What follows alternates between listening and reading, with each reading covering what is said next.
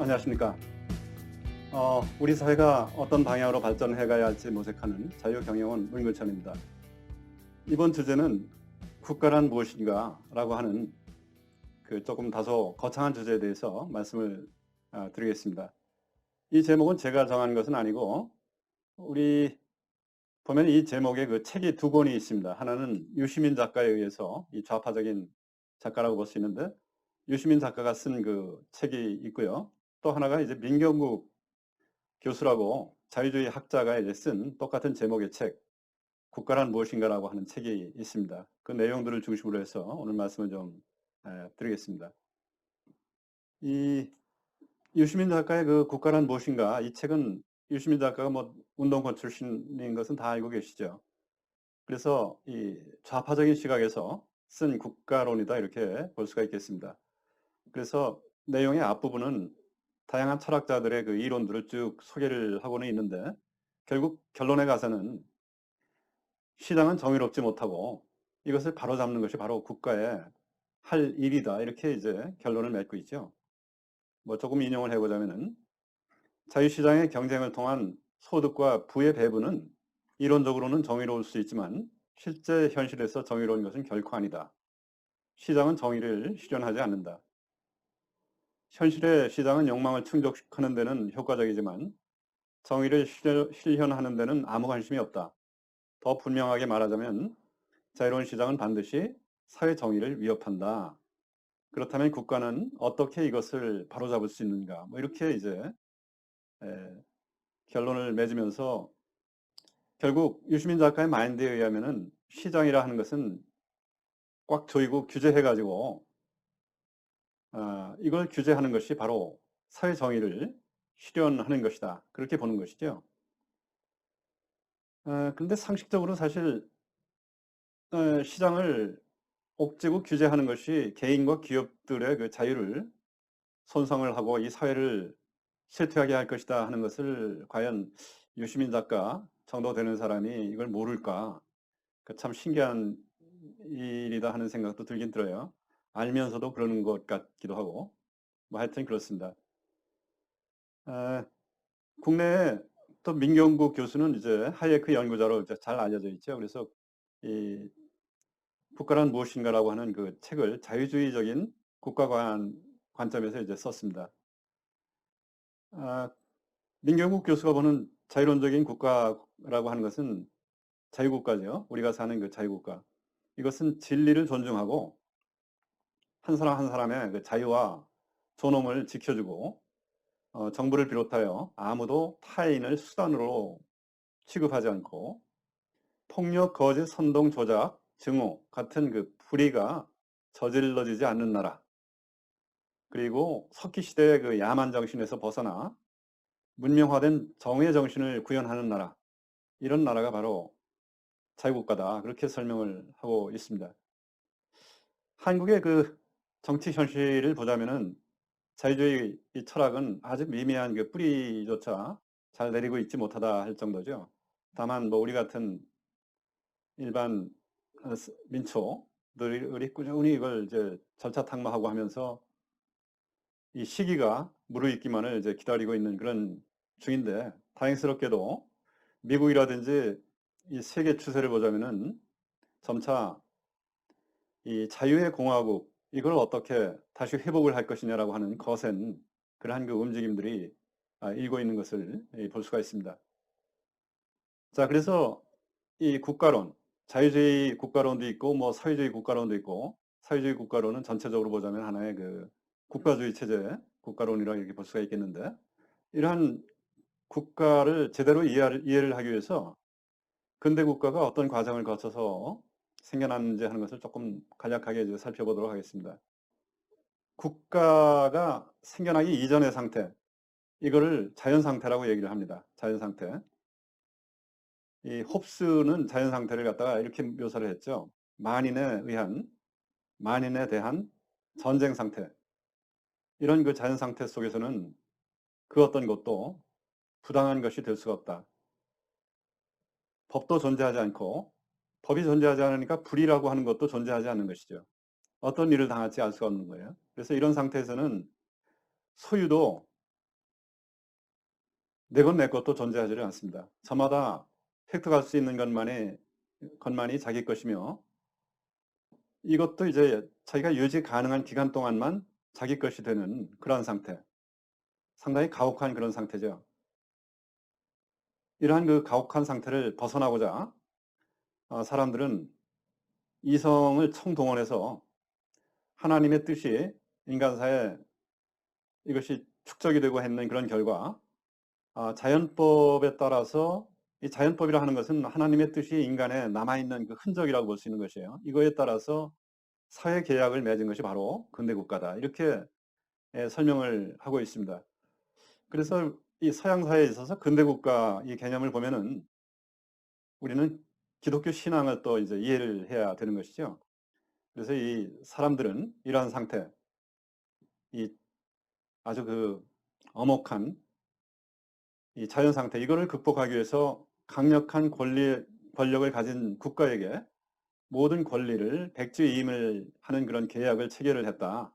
이것이 홉스의 그 생각이에요. 그래서 홉스는 리바이어던이라는 그 책에서 그 표지에 보면은 수많은 인간으로 이루어져 있는 그 갑옷을 입고 있는 그 절대 권력자가 한 손에 칼을 들고 이렇게 군림하고 있는 그 모습이 형상화가 되어 있죠.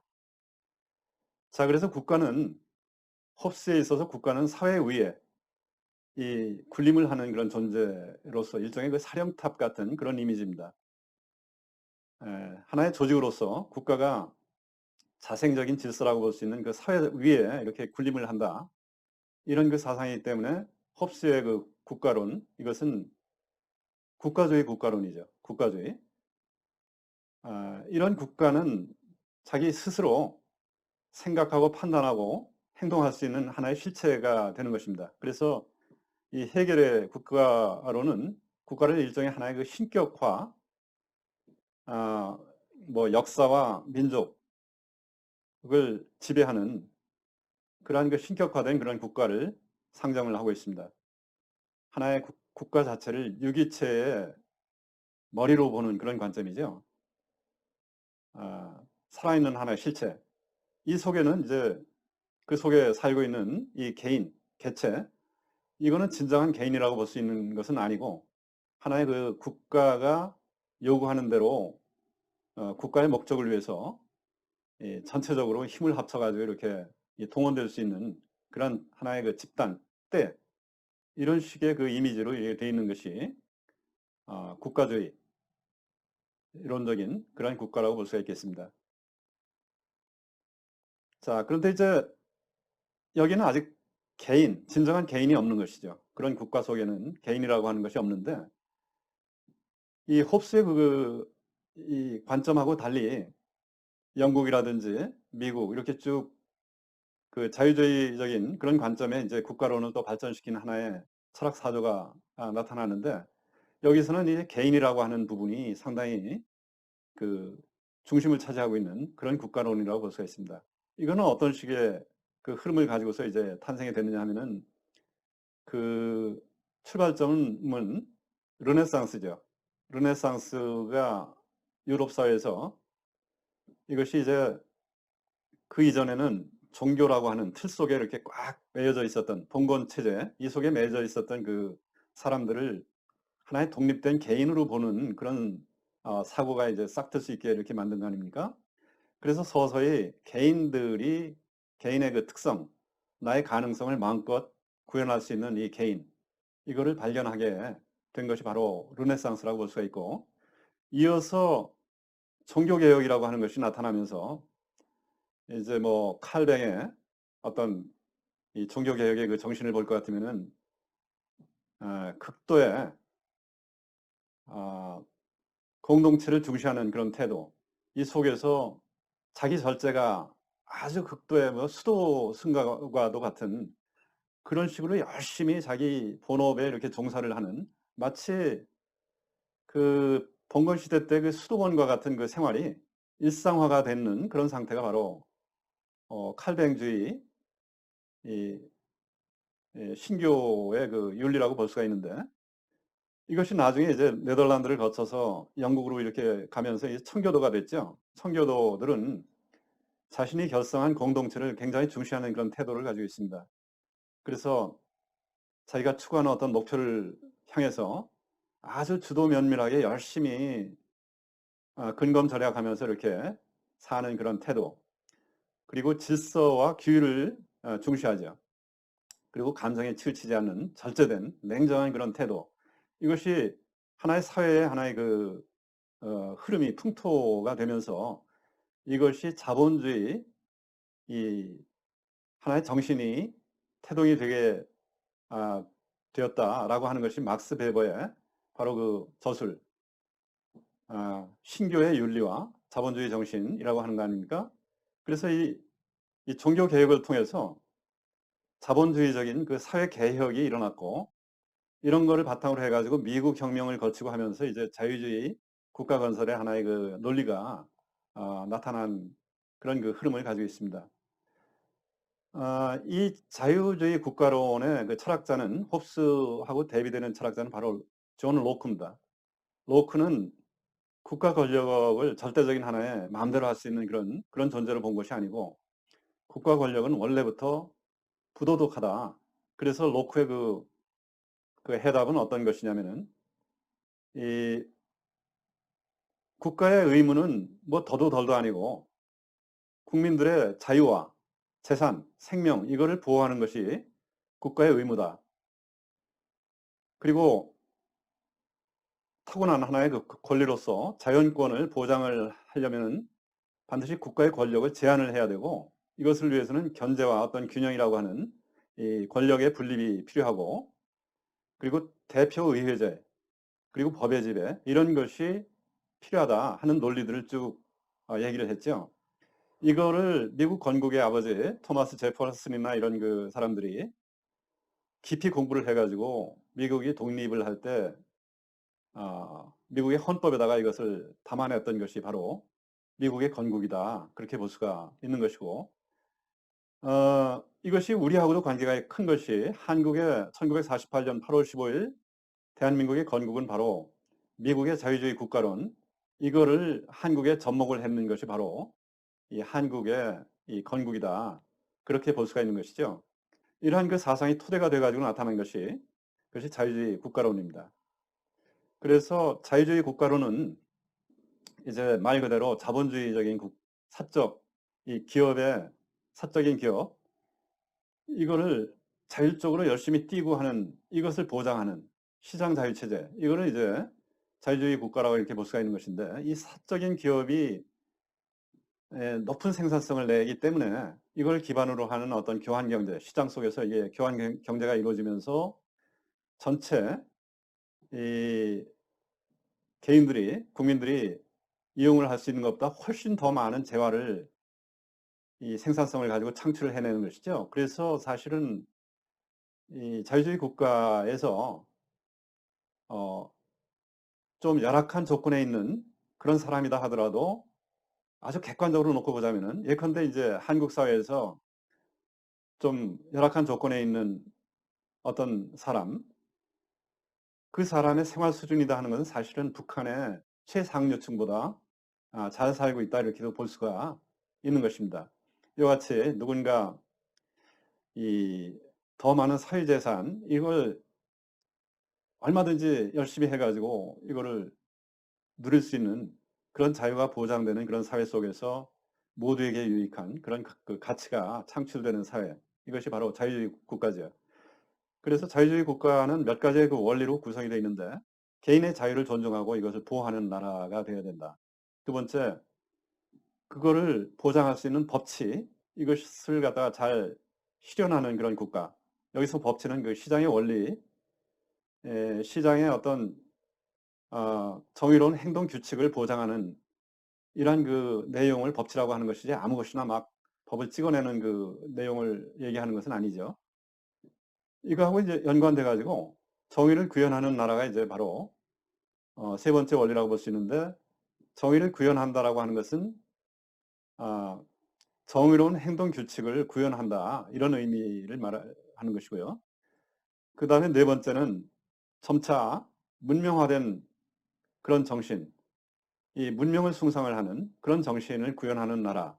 그리고 마지막으로 이 국가 권력이다 하는 것은 원래가 일종의 이것이 하나의 그 국가라 하는 것은 합법적인 아, 이 폭력을 행사할 수 있는 그런 체제다 하는 것을 이해를 하고 헌법을 통해서 국가 권력을 제한하는 나라. 이런 나라가 진정한 하나의 그 자유주의 국가라고 이렇게 볼 수가 있는 것이죠. 그런 속에서 국민들은 품격 높은 그런 자유를 구가하는 그런 시민으로서 살 수가 있는 그런 그 상태라고 볼 수가 있겠습니다. 그런데 이 국가주의 국가, 아니, 이제 자유주의 국가가 순탄하게 그렇게 전 세계에 이렇게 뿌리를 내린 그런 역사를 우리가 그 세계사를 보면은 그렇게 된 것은 아니죠. 이 역사를 하는 것은 굽이쳐 흐르기도 하고 뭐 뒤로 후퇴하기도 하고 이렇게 이제 되는 것인데 뭐 예컨대 이제 프랑스 혁명 이후에 이 고삐 풀린 그런 개인들 이것이 득세하면서 진정한 그 성숙한 개인이라고 하는 것은 증발을 하고 대신 일종의 그때 집단 이것이 득세하는 그런 현상이 만연이 되면서 뭐 이 국가주의가 다시 복귀가 되는데 이것이 바로 마르크스 사회주의 국가라고 볼 수가 있습니다. 이런 와중에 이제 니체는 신이 죽었다 그런 그 표현을 썼는데 이 얘기는 바로 공동체 차원에서 우리가 공유해야 되는 그 인간으로서의 성숙한 개인으로서의 그 윤리와 도덕 이것이 증발해버리고 없어졌다라고 하는 이런 그 진단을 바로 신은 죽었다 이렇게 표현을 한 것이죠.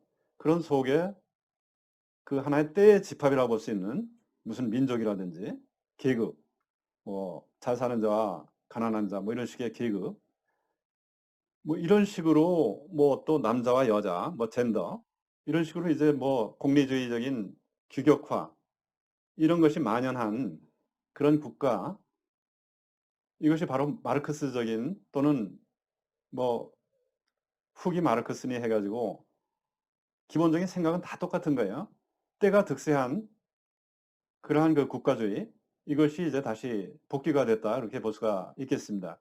그래서 이러한 그 생각 속에 마르크스적인 그 사회주의 국가로는 사유재산을 부정한 것이죠. 이 사유재산은 바로 어떻게 보느냐? 그 사람들이 이제 무산계급, 프롤레타리아, 무산계급에 대한 유산계급의 지배의 원천이 되는 것이 바로 사유재산이다. 그래서 소수의 그 지배계급이 다수의 피지배계급을 착취하기 위한 도구로서 이것이 바로 그것이 국가가 되어 있기 때문에 이 국가를 아, 계급투쟁에 의해서 혁명을 통해서 전복을 하고 프롤레타리아가 지배계급이 되는 그러한 그 민주주의를 쟁취하는 이런 계급혁명을 이루어야 된다. 이렇게 이제 생각을 하고 있는 것이 마르크스의 그 혁명론이죠. 근데 여기서 말하는 이제 민주주의를 쟁취하는 것이다 하는 것은 바로 그 사회주의 혁명을 하겠다 하는 그 얘기를 그렇게 표현을 하는 것입니다. 우리가 역사적인 이 경험적으로 봤을 때 마르크스 사회주의적인 국가, 이 국가주의는 불가능하다 하는 것을 알 수가 있습니다. 구소련의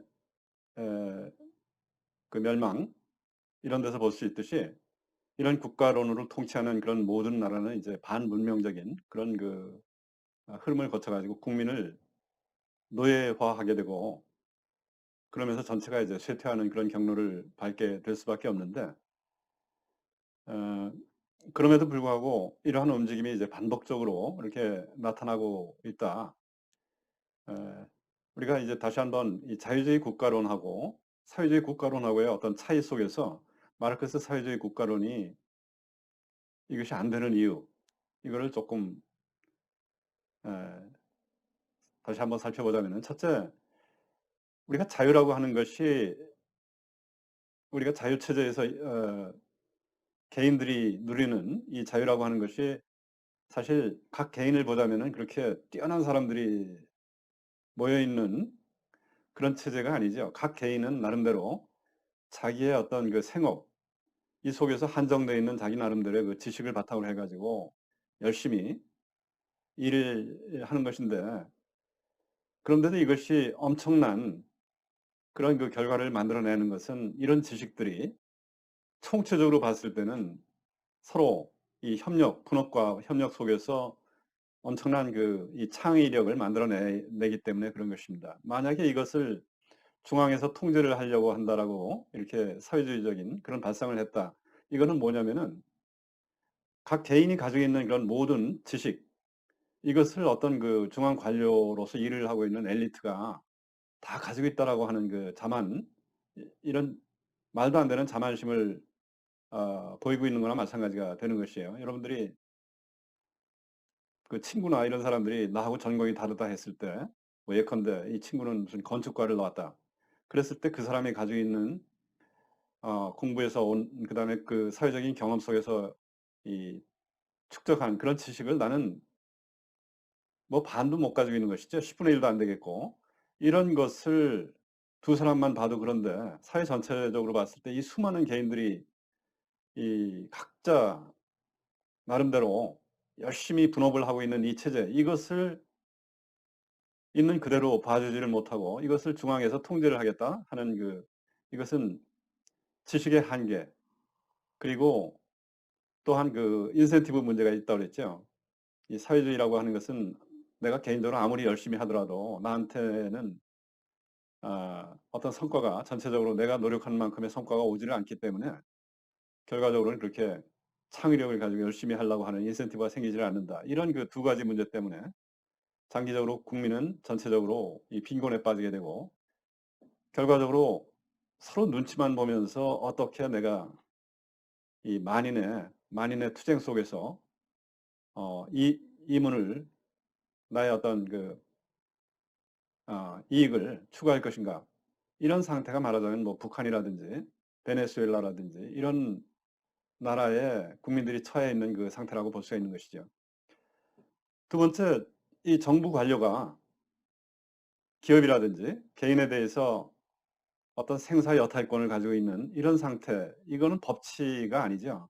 법치가 실종되어 있는 상태인데, 분배 목적이라든지 어떤 복지, 공정경제라든지 뭐 소득주도 성장이라든지 이런 사회주의적인 정책을 내세우면서 사람들을 집단으로 나눠가지고 이 집단의 목적을 위해서 다른 집단을 갖다가 수단으로 이렇게 취급을 하는 이런 사회주의 체제. 이거는 인간을 목적 그 자체로 취급을 하는 것이 아니라 어떤 집단에 따라서 수단으로 취급을 하는 것이죠. 이거는 이제 그 자체에서 봤을 때 벌써 이런 국가는 노예 국가다 하는 걸 알 수가 있는 것입니다. 그 다음에 이 사회주의자 이런 사람들이 늘 입에 달고 사는 그 정의라고 하는 이 개념, 이것이 자유체제에서 말하는 정의하고 완전히 다른 것이죠. 자유체제 속에서는 정의라 하는 것은 정의로운 이 시장 속에서의 이 개인들의 어떤 분업과 협력, 이 속에서 정의로운 그 행동 규칙, 룰을 지키는, 이거를 정의라고 하는 것이에요. 그런데